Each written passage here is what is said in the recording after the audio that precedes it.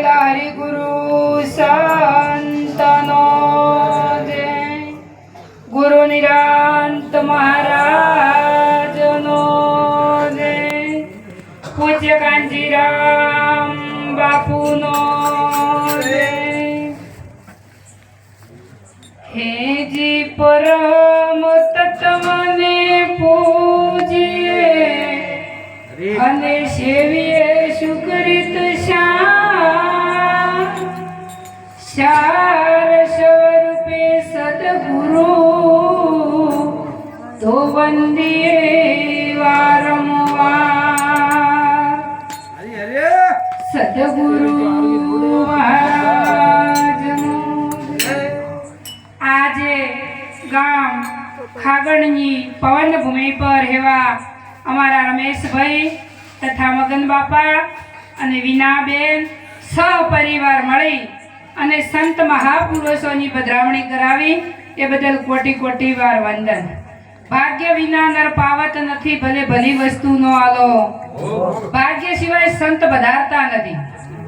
આમ અનુક જુગોનું એવું કોઈ પુણ્ય હોય તો તમારા દ્વારે સંત પધારે। કીધું રે કે ભાગ્ય ભલા જે ઘેર સંત વધાર્યા કરી સમરણ ને ભવ સાગર તાર્યા। સંતોનો એવી આપણા વેદ શાસ્ત્રો પુરાવા દે કે સંત મહાપુરુષો પધારવા તો આપણા ખાતામાં કોક પુણ્ય હશે। એટલા માટે અહીંયા આસન ઉપર બિરાજમાન એવા મારા સદગુરુ મહારાજ પરમ પૂજ્ય ગરજાપુરાથી પધારેલ કાંજીરામ બાપુ સાથે સંત માતા વિજયાબા મહારાજ અને નામી અનામી સંત મહાપુરુષો અહીંયા પધારેલ રમેશભાઈના સર્વે સગા સ્નેહી અને સંત માતાઓ બાળ ગોપાળ સર્વત્રને જય ગુરુ મહારાજ। આ અનંત જુગોથી ભટકતો છેલ્લો મનુષ્ય અવતાર મળ્યો છે। અને શા માટે મળ્યો છે? તો મનુષ્ય અવતાર મળ્યો, હમણાં કીધું કે આયો પણ જોણ્યો ન મનુષ્ય જન્મનો મરમ, અને શેર અનાજના કારણે મૂર્ખે કોટી બોજ કરમ। માટે આ મનુષ્ય અવતાર મળ્યો છે તો પરમાત્માનું ભજન કરવા માટે જ મળ્યો છે। પણ હું મારાનો દાવો કરીને અંતે 84માં જાય, પણ આવા સંત મહાપુરુષોના શબ્દો ઉપર લક્ષ્ય રાખી અને આ જીવ જાગતો નથી। એટલા માટે સંતોએ કીધું છે કે મનુષ્ય જન્મ જો આ વીતી જો તો ફેર મળવાનો આયો છે, અને આયો છે એ જોણવા માટે જ મળ્યો છે। તો મનુષ્ય અવતાર મળ્યો હોય તો આ પરમાત્માનું ભજન કરી લો, અને આ અવસરમાં જોણ્યા દેવો જુગ છે। કીધું છે કે જાગો તો રાજા દેવો જુગ છે, અને રાજે અંધારા મટી જાય। જાગો, અંધશ્રદ્ધાઓથી મુક્ત થો, વ્યસન ફેશનથી મુક્ત થો। પ્રથમ તો ભક્તિ કરવી હોય તો ભય મુક્ત, જેની ભય નથી એ જ ભક્તિ। માટે સદગુરુના ચરણી લો તો જ તમને ભય મટે નહીં। આ તાર હાલ જો અંધારું છે અને પેલા ક્ષેત્રને છેડેલા હોય તો બીક આવે કે અંધારું છે, પણ જો દાડો હોય તો બીક આવે। આ અજ્ઞાનતામાં છો એટલી ઘડી બીક આવે, પણ જો જ્ઞાનનો પ્રકાશ થઈ જાય તો બીક આવે। ભય છે જ નહીં, પણ અંધારામાં થાય એટલે આપણને ભય લાગે। એટલા માટે સંતોના ચરણી લો। પ્રથમ તો સંત મહાપુરુષોએ કીધું કે આ મનુષ્ય દેહ મળ્યો પહેલું સુખ નિરોગી કાયા। આ કાયા અમૂલક છે, આ દેહની કોઈ કિંમત કરી શકે એવું નથી। પણ ઓની અંદર તમે તમારા ઘરની અંદર જો કૂતરું આડખું લઈને આવે તો આવાજો, તો આ એક પરમાત્માનું ઘર છે। અને ઓના માટે તમાકુ, બીડી, બુધાલાલ આવા વ્યસનોથી મુક્ત થો, અને વ્યસન ફેશનની વેમ પ્રભુને ભજવા દે કેમ। આવામાંથી મુક્ત થઈ અંધશ્રદ્ધાઓમાંથી મુક્ત થો। અંધશ્રદ્ધાઓમાંથી મુક્ત થો એટલે અંધારામાં થો ને એ જ અંધશ્રદ્ધા। જ્યાં સુધી અંધશ્રદ્ધામાં રહેશો ને ત્યાં સુધી અંધારું છે નહીં। અને જો નક્કી કરો ને તો એ પ્રકાશ ગુરુના ચરણે જો જ્ઞાનનો પ્રકાશ થાય તો ત્રણ કાળમય કોઈ છે।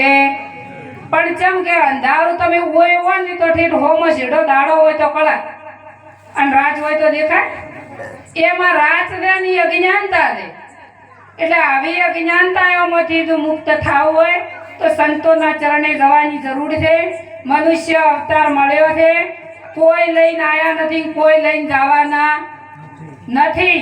આ તો વસેથી વળજ્યું છે અને વસમાં રહેવાનું છે. પણ જાગૃત થઈ દો. આપણા તત્રણ ભેડિયાના ડોહા મરી ગયા, કોઈ નોમ લે છે? અને હા, તમે હોભળો રહો કે સંતોના ચરણોમાં મીરાબાઈનું, રોહિદાસનું, કેટલા નોમ લેવરાના, રામના, કૃષ્ણના, એને ચમ લેવરા એ ગુરુ ચરણી જ્યાં અને પોતાના સ્વરૂપમાં મળી ગયા. અને આપણા તત્રણ ભેડિયાના ડોહા હતા ને મરી ગયા. મરી જાય એનું કોઈ નોમ લે, અને આ તો મળી જાય એનો નોમ લે. એટલા માટે તમારા સ્વરૂપમાં મળવું હોય તો સંત સિવાય કોઈ ના મેળવી શકે. સંતની પાસે એવું કીધું છે કે સાચું નોણું મારા સદગુરુની પાસે. અને આ તો વિવેકથી વપરાય.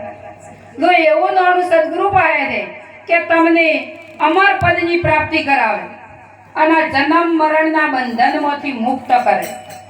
જન્મ મરણનો ત્રાસ છે ભારે છૂટી શકે મનુષ્ય દ્વારે. ભૂલ્યો દવા 84 માં આવે, ગુરુ વિના તન કોણ છોડાવે?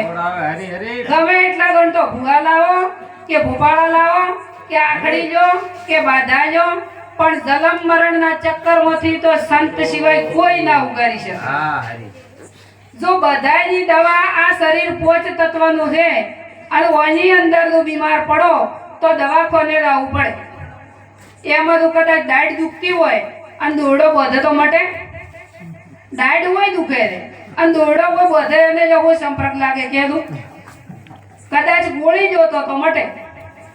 છોકરાના તમે ધાર કરવા દો અને કે છે કોઈ હાથ દો અમે કે જે અમાર તો છેટલાની ઓટી પડી પીધે હાથ તો અમન તો છોકરા ખાવા કીધું. કદાચ ચારે ઓગળી દોમો પી તો આપણે ખાવા ને ખાવું.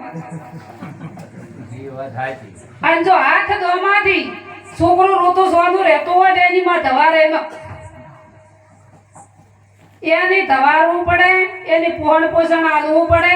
અને માની ફરજ આવે છે તો છોકરું કોઈ રોવે, હાથ ન દોમો ને તોય ન રોવે. કદાચ નોનું દે કોઈ પેટમાં બીજું દુખતું હોય તો રોવે, પણ આવી અંધશ્રદ્ધાઓ છે. આવામાંથી મુક્ત થો. 3 કાળમાં કોઈ નડતું નથી, તમારા સિવાય બીજું કોઈ છે જ નહીં. પણ તમને તમારી પારખ નથી. તમે કોણ છો એ જ નથી ઓળખતા. ખોજેણ ગોમની અંદર જો આવો અને જો પહેલી વારમાં રમેશભાઈના નોમની ખબર ન હોય તો તેને ઘેરી દઉં.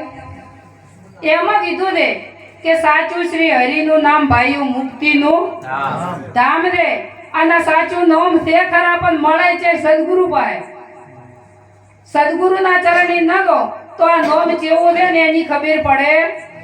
રામ રામ તો હવ કરે. રામ લખી અને પથ્થર નોશાતા કોઈ તર્યા હતા? અને રામ નામ લખ્યું તો આ દેવી પથરા તર્યા પણ હેના નોમના.